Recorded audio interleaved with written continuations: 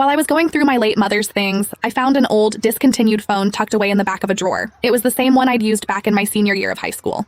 I thought I'd lost it a decade ago, but it turned out my mom had been hiding it all this time. I plugged it in, and as it powered up, the screen lit up with hundreds of unread messages. They were all from the same person, Silas Thorne. The last message was sent 3 years ago. Zoe, this is the last time I'll ever reach out to you. My mother only told me the truth about why she broke Silas and me apart right before she passed away. 1. Silas's mother was her bitter rival. 2. His mother had stolen her first love. 3. Silas looked too much like that man. After all these years, hearing the truth didn't exactly shock me, but it didn't leave me indifferent either. Maybe I was too calm, because even my mother let go of her obsession in her final moments. If you and Silas are meant to find each other again, don't let it slip away. I know you stayed away for years because of me. I was wrong, and I'll be watching over you both from above. My heart was a mess of emotions, trapped between resentment and regret. I aimlessly scrolled through the old phone. The lock screen was still a photo of Silas and me. Every app icon was part of a matching set we'd chosen together back then. Dusty memories flooded back all at once, making my chest tighten painfully. In my flustered state, my finger accidentally brushed against the speed dial for number 1. The next second, Silas Thorne's name flashed on the screen as the call connected. I snapped out of it and hung up immediately. It only rang for 2 seconds, so surely it didn't go through.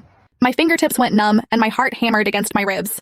I quickly stood up, trying to focus on packing my mom's belongings into boxes. Suddenly, a violent vibration shook the room. Acting faster than I could think, I lunged back for the old phone, but the old phone was silent. The noise was coming from the phone in my pocket. I let out a breathless, dry laugh and answered it, only to be hit by another bolt from the blue. My father's condition had worsened, and he was being rushed into emergency surgery. I scrambled to the hospital as fast as my legs would carry me. Outside the ER, the red light was blindingly bright, making my heart lurch into my throat. The agonizing wait didn't last long before the doors swung open and a lead surgeon emerged, followed by a group of interns. I rushed forward immediately. "Doctor, how is my dad? Is he out of—" The word danger died in my throat as the man pulled off his surgical mask. A face that was both familiar and hauntingly cold was revealed. The boyish voice I remembered had been replaced by a deep, steady baritone. "The patient is out of the woods." My feet felt like they were nailed to the floor, and I forgot how to breathe. The doctor who had just saved my father was Silas Thorne. Unlike my internal chaos, Silas looked perfectly indifferent. His vitals are stable for now, but he needs to be in the ICU for 24 hours of observation. We'll need more tests to pinpoint the bleed and monitor his recovery. His voice was flat, devoid of any emotion. "A nurse will go over the details with you shortly." Every move he made screamed professional.